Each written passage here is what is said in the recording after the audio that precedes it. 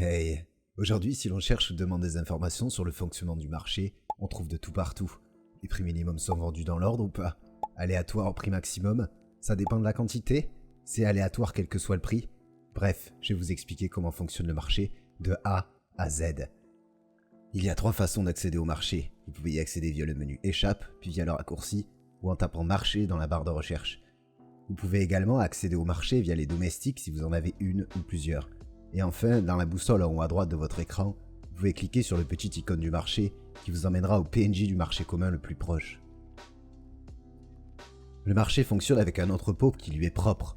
Comme les entrepôts de chaque grande ville, cet entrepôt permet d'y stocker les objets que vous voulez vendre ou que vous achetez, ainsi que l'argent qui sert aux transactions sur le marché ou que vous recevez suite à une vente. La capacité du dépôt est de 5000 VT, qui est une unité différente du poids de l'inventaire en LT. Vous pouvez augmenter cette capacité via la renommée de famille qui ajoutera 2000 VT ou la bénédiction de Kamasilve qui ajoutera 4000 VT pour un total de 11000. Ainsi, un item possède un point d'inventaire en LT et un poids en VT qui détermine son poids dans l'entrepôt. Alors comment acheter puis vendre un item sur le marché? Imaginons que vous souhaitiez acheter des repas de fruits de mer de cron. Notre dépôt du marché doit avoir l'argent nécessaire, soit environ 300 000. Je vais donc devoir déposer cette somme dans le dépôt du marché commun. On observe que le dépôt du marché est toujours connecté au dépôt de la ville à laquelle il est associé, ainsi qu'à l'argent dans l'inventaire de mon personnage actuel. Je clique donc sur déposer de l'argent pour aller acheter mon repas de cron. Une fois fait, je n'ai plus qu'à cliquer sur acheter, puis rechercher mon repas de fruits de mer de cron. Une fois le dépôt d'argent réalisé, on voit tous les objets vendus sur le marché, une manière simple de trouver ce que l'on cherche et d'utiliser la fonction de recherche, puis sélectionner l'objet que nous voulons dans la liste de recherche proposée. En premier lieu, en vert, vous avez les offres des vendeurs, et en bleu, les offres des acheteurs, que l'on appelle aussi précommande, que l'on détaillera profondément juste après. Il n'y a aucune précommande en cours ici. Pour acheter un item instantanément, vous n'avez qu'à placer un ordre d'achat directement sur une offre proposée par un joueur. Une fois l'objet acheté, vous pouvez appuyer sur Échappe ou fermer la fenêtre. Pour récupérer votre objet, rien de plus simple. Cliquez sur Gérer l'entrepôt, puis faites un clic droit sur l'objet pour le récupérer dans votre inventaire.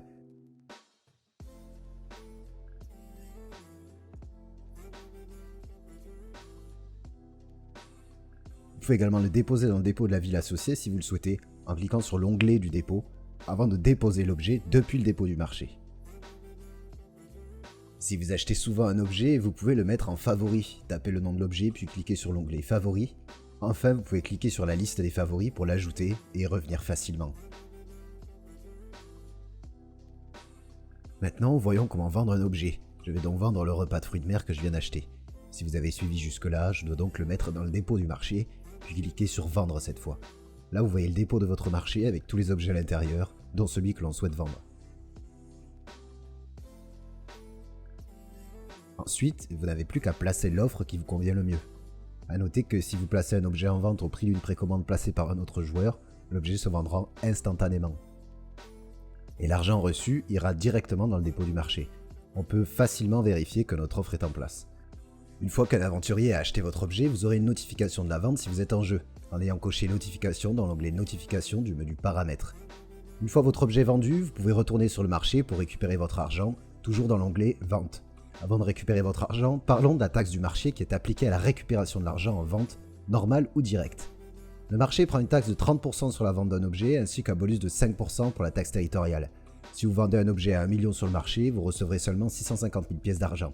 Cependant, on peut récupérer un pourcentage de pièces en plus lors de la vente. En premier lieu, votre renommée de famille vous donnera jusqu'à 1,5% de bonus. Également, un trésor très rare appelé l'anneau du riche marchand augmentera les pièces collectées de 5%. A noter qu'il existe des consommables rares qui ont le même effet, mais ne fonctionnent qu'une fois. Enfin, le pack de valeurs disponible dans le shop du jeu ou pour un jour en loyalties augmentera les pièces collectées de 30%. En pratique, comment fonctionnent ces différents bonus? Peu de personnes sont capables d'expliquer comment fonctionne la taxe.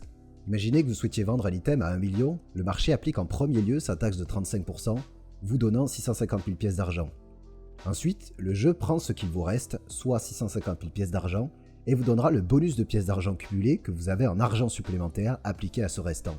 En pratique, si vous cumulez le pack de valeurs, la renommée de famille à 7000 et l'anneau du riche marchand, vous obtiendrez 887 250 pièces d'argent, une grande différence donc. Maintenant, le système de précommande, un très gros morceau. Imaginons que vous souhaitiez acheter un objet mais qu'il n'y en a pas dans le marché ou que le prix proposé par le vendeur est trop élevé pour vous. Vous pouvez mettre une précommande dans la fourchette des prix disponibles. La mise en place d'une précommande immobilisera l'argent nécessaire à l'achat et le soustraira donc à l'argent du dépôt de votre marché. Cependant, il est simplement placé. Cette précommande se trouve dans la gestion d'entrepôt, dans l'onglet Acheter cette fois, et vous pouvez l'annuler, la replacer à un autre prix ou récupérer ainsi l'objet si elle a été complétée par un joueur, ce qui l'enverra dans le dépôt du marché. Précisons comment fonctionne la fourchette de prix disponible. La fourchette maximale absolue et minimale absolue est déterminée par les développeurs du jeu. Par exemple, un item peut avoir une fourchette allant de 1 million à un maximum de 10 millions par exemple. Ces prix maximums sont manifestés par une petite flèche au niveau du prix de l'item du marché. Cependant, la fourchette d'un item ne va pas aller du prix maximum absolu au prix minimum absolu. Cet item aura une fourchette sur le marché allant de 3,5 millions à 6 millions par exemple. Cette fourchette de prix peut varier en fonction du temps, elle pourra ainsi augmenter si l'objet est très demandé et que l'offre est trop faible, voire augmenter jusqu'au prix maximum absolu manifesté par la petite flèche. Au contraire, si l'objet n'est pas demandé et que l'offre est importante, la fourchette de prix pourra baisser jusqu'au prix minimum absolu, toujours visible par cette petite flèche. Parlons à présent du fonctionnement des ventes sur le marché, le sujet le plus brûlant de la vidéo. Imaginons que vous placiez une précommande sur un objet qui a atteint son prix maximum absolu manifesté par l'icône dont on a parlé tout à l'heure, avec déjà beaucoup de précommandes. Si un objet est vendu, il le sera au hasard parmi toutes les précommandes. Vous avez donc une chance de l'obtenir. A noter qu'augmenter le nombre d'exemplaires demandés n'augmente pas vos chances d'obtenir l'objet. Bien cette fois, imaginons que l'objet soit en précommande mais seulement à son prix maximum. Les précommandes seront complétées dans l'ordre. Ainsi, le premier qui a posé sa précommande se verra obtenir l'objet avant le second, etc. C'est exactement le même cas si un item est à un prix au milieu d'une fourchette de prix, au prix minimum ou au prix minimum absolu. Il existe cependant un cas très particulier, les items qui sont en attente d'inscription. Certains objets, quand ils sont inscrits sur le marché, sont en attente d'inscription durant 15 minutes. Cette fonction peut changer le comportement du marché.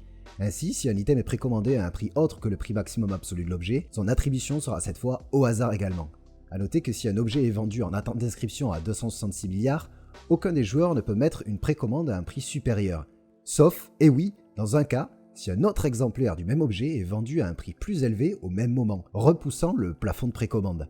Si une précommande est alors mise au-dessus des 266 milliards, l'objet listé par le premier vendeur sera retiré du marché. Je récapitule donc, les seules fois où une vente est faite au hasard concernent les précommandes au prix maximum absolu d'un objet, ainsi que les précommandes sur les objets qui ont une phase d'inscription de 15 minutes. Toutes les autres ventes sont faites dans l'ordre. N'hésitez pas à partager cette vidéo. Sur ce, n'oubliez pas de dire aux gens que vous aimez, que vous les aimez. Ciao!